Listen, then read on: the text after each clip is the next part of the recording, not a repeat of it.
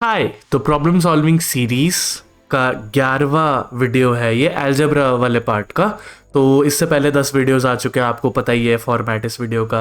एक क्वेश्चन होगा, उसके बाद हम उस क्वेश्चन का सोल्यूशन डिस्कस करेंगे। तो क्वेश्चन आपकी स्क्रीन पे है, वीडियो को पॉज कीजिए, क्वेश्चन को ट्राई कीजिए। ऑलराइट, तो मुझे उम्मीद है आपने क्वेश्चन ट्राई किया होगा। तो यहाँ पे क्वेश्चन में लिखा हुआ है कि determine the set of integers n, यानी कि n इंटीजर है बेसिकली, फॉर विच ये वाला केस है कि n square plus 19n plus 92 is a square of N integer. ठीक है, तो इसका जो सोल्यूशन है वो कुछ इस प्रकार से होगा। पहले हम वही लिख लेते हैं जो हमारे दिया हुआ है कि n तो इंटीजर है, वो हमें समझ में आ रहा है। हम n स्क्वायर की बात करते हैं, n square plus 19n plus 92 according to the question ये किसी इंटीजर p के स्क्वायर के बराबर होगा, जहाँ पे p क्या है, p एक इंटीजर है। ठीक, अच्छा ये क्वेश्चन है ना, ये RMO 92 का है। बट अगर आपने इससे पिछला वाला जस्ट वीडियो देखा होगा जो 10वां वीडियो था बेसिकली, तो ये एकदम उसी से मैच करता हुआ दिखाई पड़ रहा है। थोड़ा बहुत, एकदम तो नहीं है, थोड़ा बहुत उससे मैच करता है। चलिए देखते हैं, आगे बढ़ते हैं फिर। तो हमने लास्ट टाइम क्या किया था, हमने इस स्क्वायर को कंप्लीट करने के बारे में सोचा था, तो वैसा ही कुछ हम यहाँ पे कर सकते हैं। अब इसको करने के दो तरीके हैं, अलग अलग बुक्स में अलग अलग चीज़ें चलती है। बट मैं तो जो ओल्ड स्कूल तरीका है वो प्रेफर करता हूँ कि ज़्यादा कुछ सोच विचार ना करके इसको n स्क्वायर लिखा जाए, इसको 2 टाइम्स n, क्योंकि यहाँ पे a का स्क्वायर है, और इसको 19/2 लिख दिया जाए। ठीक है, अब इससे होगा क्या, इससे है ना कुछ लोगों को सरदर्द हो जाता है। मैं इसे थोड़ा अच्छे से लिख देता हूँ बाय द वे। तो इससे कुछ लोगों को सरदर्द ये होता है कि ये 19/2 आ रहा है यहाँ पे, है ना। तो फिर वो उनको क्या है ना, 19/2 का स्क्वायर ऐड करना होता है और 19/2 का स्क्वायर सब्ट्रैक्ट करना होता है। 19 का स्क्वायर होता है 361 और 2 का स्क्वायर होता है 4, और फिर प्लस में आपके पास 92 है इज इक्वल टू p का स्क्वायर। तो कुछ लोगों को है ना ये रूट, ये मतलब अपॉन में जो 2 है उसके साथ डील करने में थोड़ा सा दिक्कत होता है। तो उस सिचुएशन में आप एक दूसरा काम और कर सकते हो कि आप ये जो n है ना, इस n को क्या कहते हैं, इसको है ना, आपको अगर आप 4n स्क्वायर बना दो तो बात कर सकते हो। यानी कि अगर 4n स्क्वायर बन जाता है, यानी 4 से मल्टीप्लाई हो जाता है, तो 4 का स्क्वायर जो है वो 2 का स्क्वायर होता है 4, तो 2n का होल स्क्वायर हो जाएगा। ये यहाँ पे एक 2n आ जाएगा, 4 एक है ही, तो 2 उसमें से एक निकल आएगा, एक n के पास चला जाएगा। तो वो एक सिंपलर तरीका है इसको करने का, वो भी आप कर सकते हो। बट मैं प्रेफर नहीं करता, फिर मेरे को 4 इसमें भी मल्टीप्लाई करना पड़ेगा, 2p का स्क्वायर हो जाएगा, मेरे को अननेसेसरी का लोड नहीं चाहिए। अच्छा, इसके बाद इसे अगर मैं देखूँ तो ये क्या होगा, ये n प्लस 19/2 का स्क्वायर हो जाएगा ऑफकोर्स। और यहाँ पे मैं एलसीएम ले लेता हूँ। तो जब आप 92 इंटू 4 करोगे, 4 2 ज़ा 8 और 9 4 ज़ा 36, तो ये 368 आ जाएगा। माइनस का 361 है ही, अपॉन में 4। अब आप बोलोगे इसको पहले क्यों नहीं लिखा, इसको बाद में क्यों नहीं लिखा, उससे कोई फ़र्क नहीं पड़ता है। मैं इसलिए ऐसा करता हूँ क्योंकि मैं बाहर प्लस ले रहा हूँ ना, तो मैं साइन में हेरा फेरी नहीं चाहता आगे चल के। और ये p का स्क्वायर। अब इसके बाद हमने क्या किया था पिछले वीडियो में, हम ये p के स्क्वायर को इस तरफ लेके आए थे सो दैट हम a square minus b square वाले फॉर्मूले को पिक्चर में ला सकें। तो ये आ गया माइनस का p स्क्वायर, और ये यहाँ पे रहता है तो क्या होता, ये होता प्लस का 7, है ना, ये होता प्लस का 7/4। तो ये यहाँ आके माइनस का 7/4 हो जाएगा। तो मुझे उम्मीद है कि एक आधा स्टेप बीच में स्किप कर दो तो ज़्यादा मौत नहीं आएगी। इसके बाद यहाँ पे क्या होता है, ये a square minus B square है। मैं अगले पेज पे चले जाता हूँ। तो ये हो गया a square minus B square, तो ये होगा a minus B will be minus of p, और इधर आएगा a प्लस ऑफ p। ठीक है, सिंपल सा चीज़ है, इज इक्वल टू माइनस का 7/4। ठीक है, अच्छा अब यहाँ पे एक और काम हम कर सकते हैं। हम क्या करते हैं ना, ये 2 का एलसीएम ले लेते हैं तो दैट कि हमारा इक्वेशन थोड़ा सा सिंप्लीफाई हो जाएगा। इसका एक और आइडिया, ये आइडिया मेरे दिमाग में इसलिए भी आ रहा है, यहाँ पे 4 है, तो अगर इसका एलसीएम ले लिया तो 2 हो जाएगा, इस वाले ब्रैकेट में भी एलसीएम 2 ले लिया, और ये 2 इंटू 2 4 हो जाएंगे, तो ये 4 पूरा पिक्चर से बाहर चला जाएगा। ठीक है, तो मैं इसलिए यहाँ पे अगर एलसीएम लूँ तो ये होगा 2n प्लस 19 माइनस 2p। ठीक है, अपॉन में आ जाएगा 2, into 2n plus 19 plus 2p upon में आ गया 2, और ये आ गया माइनस का 7/4।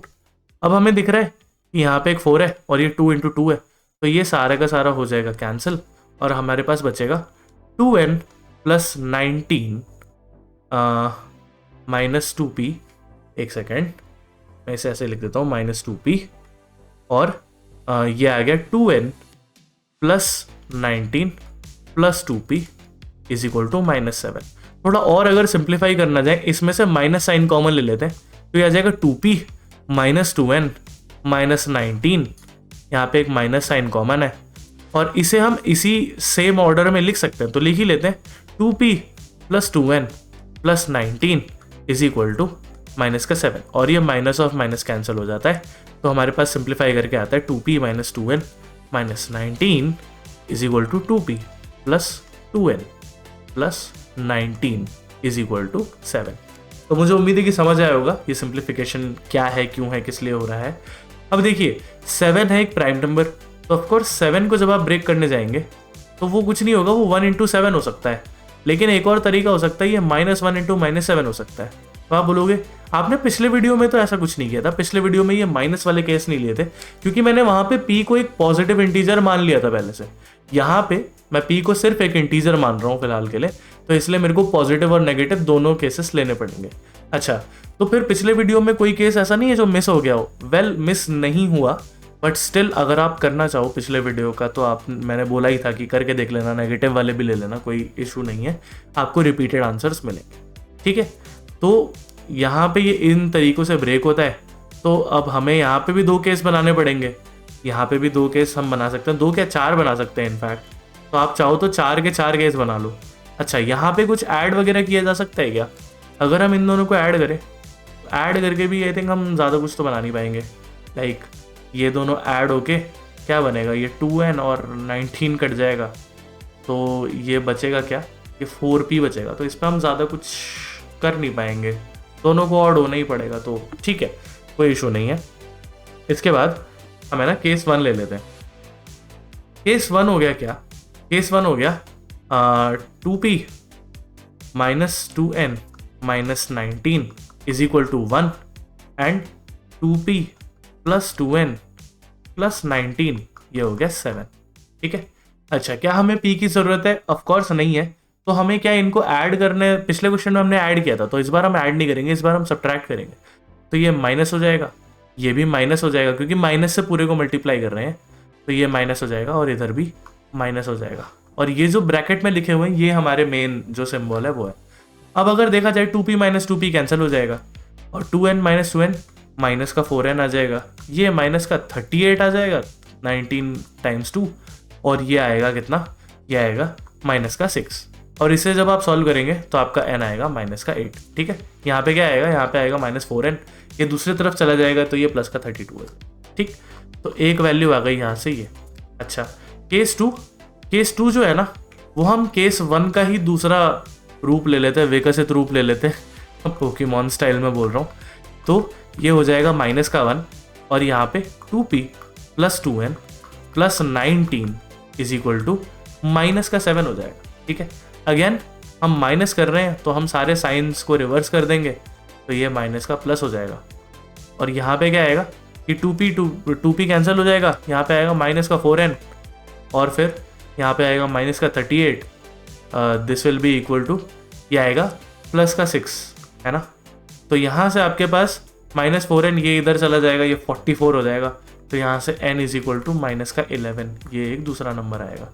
ठीक है, अभी 2 केस और बचे, तो देखते हैं क्या पता उसमें कुछ नया आंसर आ जाए, तो हमेशा केसेस देख लिया कीजिए।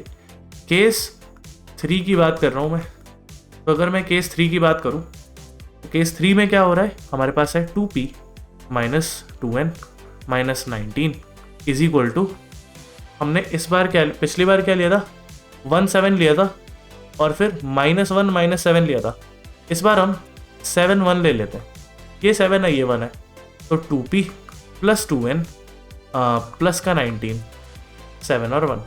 अब अब आप में से कुछ लोग ये बोल सकते हो कि पिछले लेक्चर में हमने देखा था कि एक ग्रेटर था एक लेस था, तो यहाँ पे ऐसी कोई बात नहीं कर रहे हम। यहाँ पे हम ऐसी बात इसलिए नहीं कर रहे क्योंकि हमने एन और पी के बारे में कुछ भी फिक्स नहीं कर रखा, इस वजह से हम ऐसी कोई बात नहीं करना चाह रहे हैं यहाँ पे। एनीवेज, अब यहाँ पे क्या करना है, अगेन माइनस कीजिए, तो ये माइनस हो जाएगा, ये माइनस हो जाएगा, ये माइनस हो जाएगा, और ये भी माइनस ही होगा।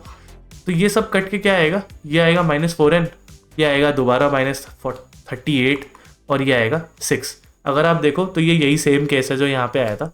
तो यहाँ से क्या आएगा, n इज इक्वल टू -11। ठीक है, इसी सेम तरीके से जो फोर्थ केस है वो भी ऐसा ही चलेगा, 2p -2n -19 is equal to minus का 7 ले लीजिए, और ये दूसरा वाला -1 लेना है हमको, जो कि होगा 2p 2n और 19। अगेन माइनस करते हैं फटाफट। तो ये तो अब तक सो याद ही हो गया होगा, इतनी बार कर लिया है अब तो इस साइड में आएगा हमारे पास -6, ये आएगा -38, और ये आएगा -4n। अब इसे हम सॉल्व करेंगे, इसे जब हम सॉल्व करेंगे यहाँ पे आएगा 4n, ये भी सेम ही केस है बाय द वे जो यहाँ पे था। तो हम यहाँ पे सीधा सीधा लिख सकते हैं, this will be equal to -8। तो देयरफॉर हमारे पास n की क्या क्या वैल्यूज आई, therefore n is equal to -8 and n is equal to -11, और यही हमारा रिक्वायर्ड आंसर है। तो मुझे उम्मीद है कि क्वेश्चन समझ में आया होगा। अच्छा क्वेश्चन था एंड थोड़ा सा लेंदी था ये, बट कोई बात नहीं है। ऑफकोर्स अगर आप चाहें तो प्रैक्टिस कर सकते हैं, इसको n² की जगह 4n² बनाइए। जब आप 4n² बनाएंगे ना तो ये 7/4 नहीं आएगा, क्योंकि 4 आपने पूरे में मल्टीप्लाई कर रखा है ऑलरेडी। ठीक है, तो वही एक चीज़ है, इसीलिए कुछ किताबों में अगर आपको यहाँ दिख जाए कि यहाँ 4 मल्टीप्लाई कर रखा है, मैंने इसीलिए वो वाला चीज़ किया नहीं शुरुआत में, सिंपली बिकॉज फिर लोग बोलते हैं 4 कहाँ से आ गया, हमें कैसे पता चलेगा। तो आपको नहीं पता चलेगा, वो ऑथर्स जो लिखते हैं उनको काफ़ी टाइम से वो कर रहे होते हैं ना ऐसी चीज़ें, तो उन्हें दिखता है वो। बट अदरवाइज नहीं भी करो तो भी कोई दिक्कत नहीं है, एज लॉन्ग एज मैथ्स के रूल्स कि आप ऐसी तैसी नहीं करते, तो मैथ्स भी आपकी ऐसी तैसी नहीं ही करेगा मोस्टली। चलिए, तो मैं मिलता हूँ आपसे अगले वीडियो में। Till then, piece.